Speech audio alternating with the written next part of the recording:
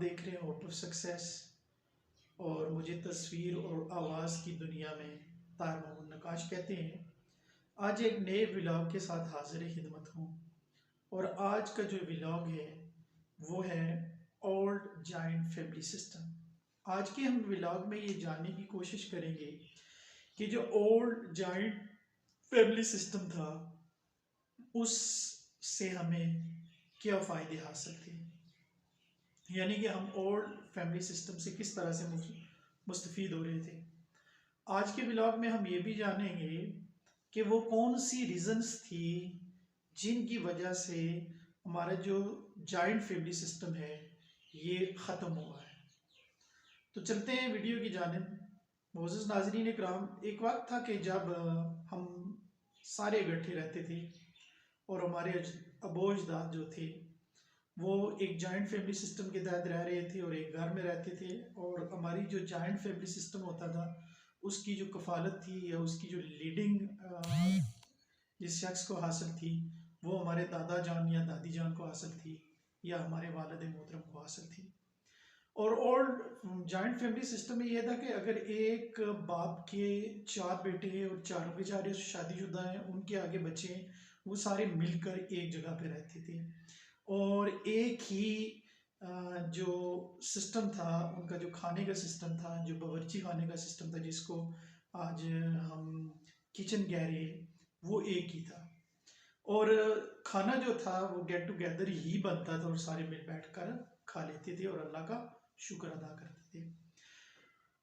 Old family system में ये था कि जितनी भी जो फैसला साजी थी, जो डिसीजन मेकिंग थी, वो जो ख़ानदान का सरबराह था उसको हासिल था। और कोई भी शख्स अपनी मर्ज़ी से कोई भी रस्म, कोई भी रिवाज या कोई भी ऐसा अमल जो माशरत के ख़िलाफ़ हो वो नहीं कर सकता था। और ओल्ड फैमिली सिस्टम में चूँकि लोग जो थे वो माशरत पे बड़े स्ट्रिक्टली कायम थे, यानी कि जो हमारा हमारा जो कल्चर था, हमारी जो तहजीब थी, उस पर वो बहुत बहुत स्ट्रिक्टली उस पर अमल कर रहे थे।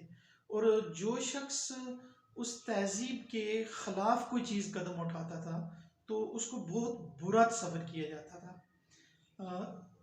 असल में ये था कि जो लोग थे वो क्लोज टू नेचर रह रहे थे, यानी कि वो बिल्कुल हकीकत के करीब थे और खुशियों गमियों के अंदर एक दूसरे के साथ वो मुखलिस थे। उसमें ये नहीं था कि एक दूसरे को डॉज करना, एक दूसरे से फ़ायदा उठाना, या किसी बंदे के साथ जो दूसरों के साथ जो तल्लक था, किसी भाई के साथ तल्लक था, बहन के साथ तल्लक था, किसी रिलेटिव के साथ जो तल्लक था वो डेप्थ ऑफ हार्ट से था। ऐसा नहीं था कि वो आर्टिफिशियल है, अपने मतलब के लिए किसी से मोहब्बत की जा रही है या किसी के साथ जो है वो अपनी जो अटैचमेंट शो की जाती थी वो सिर्फ अपने मतलब के लिए, और जब मतलब पूरा हुआ तो उससे किनारा कश हो गए। बल्कि ये था कि लोग एक दूसरे को जो चाहते थे वो डेप्थ ऑफ हार्ट से चाहते थे। और जॉइंट फैमिली सिस्टम में फिर ये नहीं था कि उसका सिस्टम एक घर से था, एक ख़ानदान से था, बल्कि एक चेन बनता जा रहा था कि चंद घर मिलकर एक माशरत को जन्म देते थे और वो माशरत जो आगे बढ़ती बढ़ती गांव में चले गए और एक समझ लीजिए फैमिली सिस्टम बन गया था। और वो फैमिली सिस्टम ये था कि 20, 40 या 50 घरों तक था। और उन 40 या 50 घरों पे जो हुक्मरानी थी वो हमारे अबोजदाद की थी, हमारे बाप दादा की थी। और तमाम लोगों को, जो फैमिली के रिप्रेजेंटेटिव थे या जो फैमिली के लीडर्स लोग थे, जो फैमिली को लीड कर रहे होते थे, उनका हुक्म मानना उनके लिए ज़रूरी था। फिर क्या हुआ कि हम अपनी माशरत से थोड़े से दूर निकले और हम किसी और कल्चर को हमने फॉलो करना शुरू कर दिया। हालांकि अगर हम कल्चर को फॉलो करें तो हमारा बड़ा कोई मिक्सअप कल्चर है। हम किसी सिलेक्टिवली किसी कल्चर को हम नहीं अडॉप्ट किए हुए, हम थोड़ी थोड़ी चीज़ें सारी जगह से हमने अडॉप्ट की हुई हैं। तो न्यू कल्चर में ये हुआ कि वो वालिदैन जिनका हम हुक्म मानते थे, जिनका हम कहना मानते थे, जो हमें मुख्तलिफ मसाइल से हमें आगाह करते थे, हमें एक वार्निंग देते थे। आज क्या हुआ कि अगर वो हमें कोई वार्निंग दे रहे हैं, पहले तो अनलकीली मैं ये कहूँगा कि बहुत कम घराने ऐसे होंगे, बहुत कम ऐसे घर होंगे कि जिनमें कोई बड़ा शख्स मौजूद होगा, यानी कि दादा जान हैं, दादी जान हैं, या वालिद मोहतरम हैं, वालदा हैं। बड़े खुशनसीब लोग हैं जिनके पास दादा या दादी या नानी नाना की सूरत में बुजुर्ग शख्सियात मौजूद है। अब ये हुआ कि बुजुर्गों की जो बातें हैं वो तो हमें बड़ी तल्ख लगती है, और कभी कभार हम तो ये अपने बुजुर्गों को कह देते हैं, भाई आपका ज़माना और था, हमारा ज़माना और है। हालांकि उन्होंने जो चीज़ें सीखी थी, जो चीज़ें हमारे साथ वो डिस्कस करते थे, वो अपने एक्सपीरियंस के साथ करते थे। तो उनका जो तजर्बा था उसका कोई सानी नहीं था। डिग्रियां बेशक हमारे पास हैं, हम बेशक एजुकेटेड हैं, लेकिन हम अपने वालदेन जो हमारे ग्रैंड पेरेंट्स हैं, हमारे जो अबू अजदाद हैं, उनके एक्सपीरियंस तक हम नहीं पहुंच सकते। यही वजह थी कि माशरे में बिगाड़ नहीं था, माशरे में मोहब्बत थी, माशरे में उल्फत थी, एक दूसरे का एहसास था, और लोग एक दूसरे की इज्जत का बहुत ख्याल रखते थे। तो जब ये वक्त बदल गया तो हम हम तो माज़अल्लाह कभी कभार अपने वालिदैन को भी बोझ समझना शुरू कर लेते हैं, और हम ये नहीं देखते कि हमारे वालिदैन ने हमारे लिए क्या किया है, बल्कि हम तो समझें कि ये शख्स जो है ये हमारे लिए बोझ है। और जब कोई चारपाई पर पड़ जाता है ना, उसको हमारा माशरा शायद बोझ समझता है। जबकि हमारे मज़हब में तो जो मरीज़ है उसकी जो दवा है वो फरिश्तों जैसी है।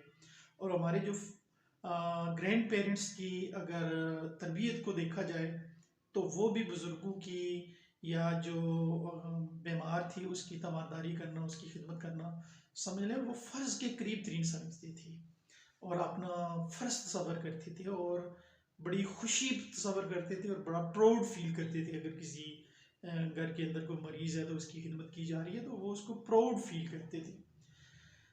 अ, जितने भी माशरे, मैं अपनी बात को ख़त्म करने की कोशिश करता हूँ, सम अप करता हूँ, कि जितने भी माशरे जब अपने इस्लाफ और कल्चर को भूल जाते हैं, अपनी तारीख को भूल जाते हैं, अपने हीरोज़ को भूल जाते हैं, तो वो कौमें कभी तरक्की नहीं करती।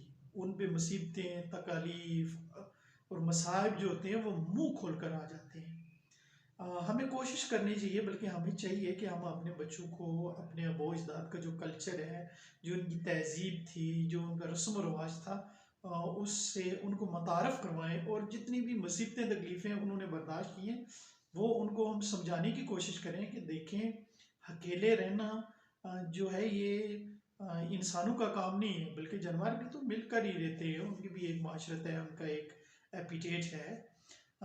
और इंसान तो है ही माशरती हैवान है, और उसको इंसान की को ज़रूरत है एक दूसरे की मोहब्बत की, लव की ज़रूरत है। ठीक है, हमारे अलग घर बन गए, हम अलग हो गए, हमने अलग रहना शुरू कर दिया, हमारे सर्कमस्टेंसेस कुछ ऐसे बन गए, लेकिन कम अज़ कम जो सोशल एंड प्लेयर है उसमें हमारी गैदरिंग होनी चाहिए, और मुसीबत में एक दूसरे का हमें साथ देना चाहिए। हमें उम्मीद है कि आपको हमारी वीडियो अच्छी लगी होगी। बुनियादी तौर पर हमारा जो मकसद है वो ये है कि हम अपने लोग को तरबियत करना चाह रहे हैं, और हम चाह रहे हैं कि आप सक्सेस की तरफ जाएं, कामयाबी की तरफ जाएं। पीछे हमारी जो पिछली जो जितनी भी हमारी वीडियोस थी वो सक्सेस पे थी, और 163 वीडियोस हमने आपके साथ तकरीबन सक्सेस पे शूट किया। अब हम चूँकि माशरत के ऊपर बात कर रहे हैं, कल्चर पे बात कर रहे हैं, अपनी तहजीब के ऊपर बात कर रहे हैं, हम अपनी पहचान के ऊपर बात कर रहे हैं, तो आई डू बिलीव कि आप हमारी इस वीडियो को प्रीवियस वीडियो की तरह ज़रूर सपोर्ट करेंगे, और हमारे चैनल को ज़रूर सब्सक्राइब करेंगे। जब तक हम आपके लिए कोई नई वीडियो लाते तब तक आप हमें इजाज़त दीजिए। अल्लाह आपका हामी नासर हो। वस्सलाम। मुझे आप अपनी दुआओं में याद रखिएगा।